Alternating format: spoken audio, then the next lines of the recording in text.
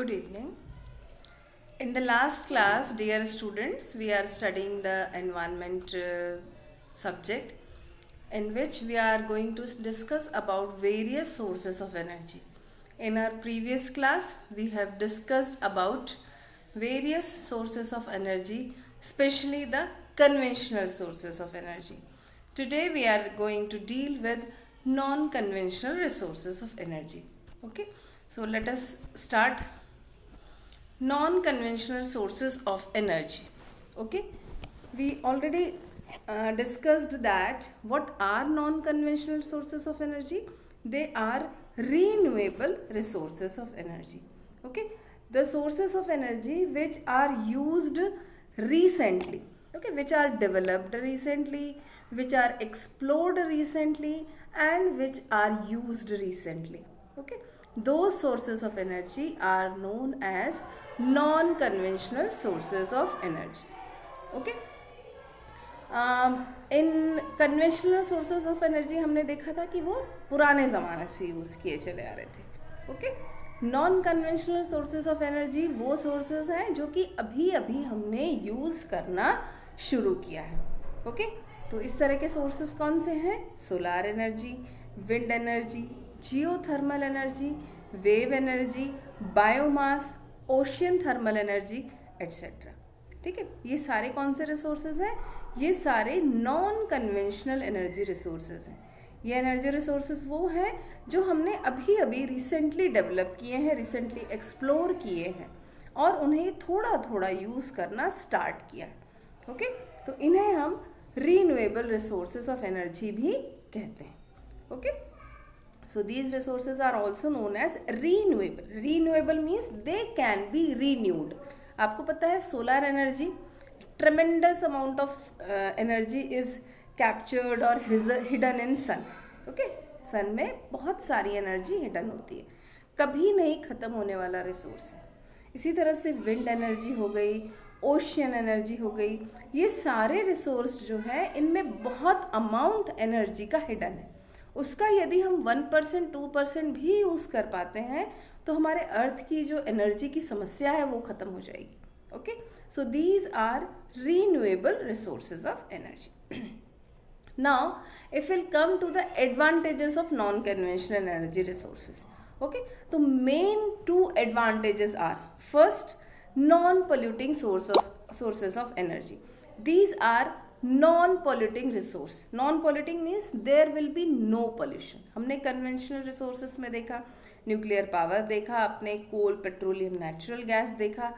So much of air pollution is caused by burning these fossil fuels, coal, petroleum और natural gas, है ना. पूरा acid rain कह लीजिए आप, बहुत सारा एसिड रेन की प्रॉब्लम हो गई है, ग्लोबल वार्मिंग हो गई है ना. तो हमारी एयर जो है वो पूरी तरह से पोल्यूट हो गई, एयर का नेचर ही चेंज कर दिया है due to burning of these non conventional energy resources. Okay, और हम धीरे धीरे उसके आफ्टर इफेक्ट्स हमारी लाइफ में देखते आ रहे हैं. इतनी सारी टाइप के लंग डिजीजेज, इतने सारे टाइप के कैंसर्स, इतने सारे टाइप के स्किन डिजीजेस, ये सब जो है ये हमें एयर पोल्यूशन की वजह से देखने को मिलते हैं, हमें ऑब्जर्वेशन में आते हैं. ठीक है, तो दीज आर जो कन्वेंशनल एनर्जी रिसोर्सेज होते हैं वो बहुत ही पॉल्यूटिंग होते हैं. परंतु यदि हम नॉन कन्वेंशनल एनर्जी रिसोर्सेज की बात करते हैं तो they are non polluting in nature. There will be no pollution. आप सोलर एनर्जी यूज़ करिए, आप हाइडल पावर यूज़ करिए, ठीक है, आप जियोथर्मल एनर्जी यूज़ करिए, इन सारे ही रिसोर्सेज से कहीं कोई पोल्यूशन देखने में नहीं आता है. तो सबसे बेस्ट जो चीज़ है ये रीन्यूएबल एनर्जी रिसोर्सेज की वो यही है कि they are non polluting, green resources of energy कहते हैं, ठीक है ना, ग्रीन रिसोर्सेज. ओके, तो they are not at all polluting our earth.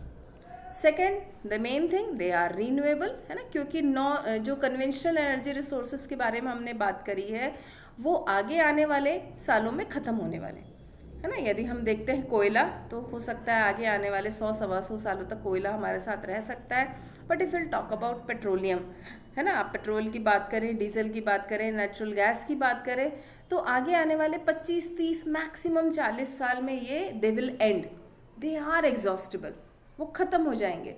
And we can not replenish them, हम उन्हें वापस से नहीं बना सकते, बिकॉज उनके बनने में एक बहुत लंबी प्रोसेस लगी है, बहुत स्पेशल कंडीशंस में ये किसी ज़माने में बने थे, जो कि हम अब एक्सपेक्ट ही नहीं कर सकते कि ये फिर से बने। ठीक है, तो जब ये ख़त्म हो जाएंगे तो फिर क्या, तो इसलिए इनका जो अल्टरनेट है वो है नॉन कन्वेंशनल एनर्जी रिसोर्सेज, या फिर हम कहें रीन्यूएबल एनर्जी रिसोर्सेज, जो कि हमारे साथ आगे आने वाले कई कई सालों तक रहेंगे। विंड है, सन है, ओशियन की एनर्जी है, ये कभी भी ख़त्म नहीं होगी। बस जो प्रॉब्लम है वो ये है कि हमें इतने अच्छे से apparatus डिज़ाइन करने पड़ेंगे, हमें ऐसे इंस्ट्रूमेंट्स, हमें ऐसे मशीन्स डिज़ाइन करने पड़ेंगे जो इस एनर्जी को हार्नेस करके हमें इजीली प्रोवाइड कर सकें। ओके, सो ये जो दो मेन चीज़ें हैं नॉन कन्वेंशनल एनर्जी रिसोर्सेज या हम कहें रीन्यूएबल एनर्जी रिसोर्सेज के एडवांटेजेस, कि ये नॉन पोल्यूटिंग है और रीन्यूएबल रिसोर्सेज हैं, जो कि सबसे ज़्यादा इम्पॉर्टेंट चीज़ है।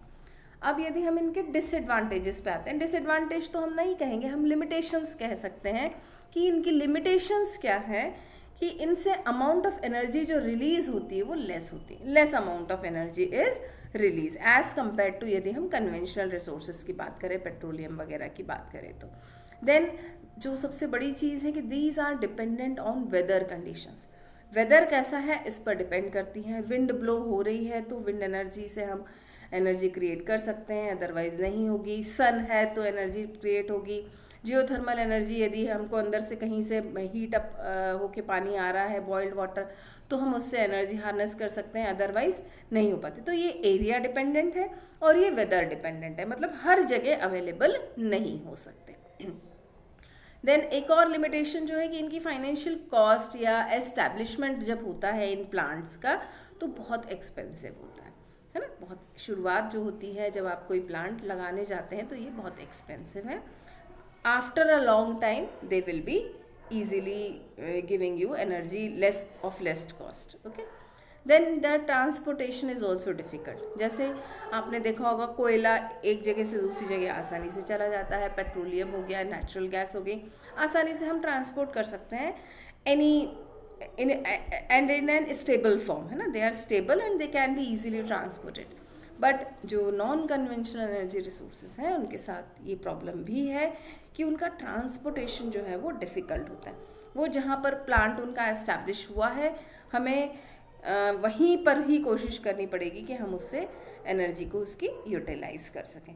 तो ये कुछ लिमिटेशंस हैं, हो सकता है आगे आने वाले सालों में ये लिमिटेशंस धीरे धीरे दूर हों और हम सोलार एनर्जी, विंड एनर्जी और ocean thermal energy, geothermal energy, wave energy, tidal energy, so many types of non conventional energy resources आते हैं, इनको हम हार्नेस कर सकें। बिकॉज यदि हम इन्हें यूज़ करेंगे तभी हमारी अर्थ जो है वो ग्रीन अर्थ रहेगी, अदरवाइज पोल्यूशन तो आपने देखा ही है कि दिन पर दिन बढ़ता जा रहा है, और वो only and only due to the use of conventional energy resources. So this was all about non-conventional energy resources. In our next class, we will be dealing with some other environmental aspect. Till then, have a nice day.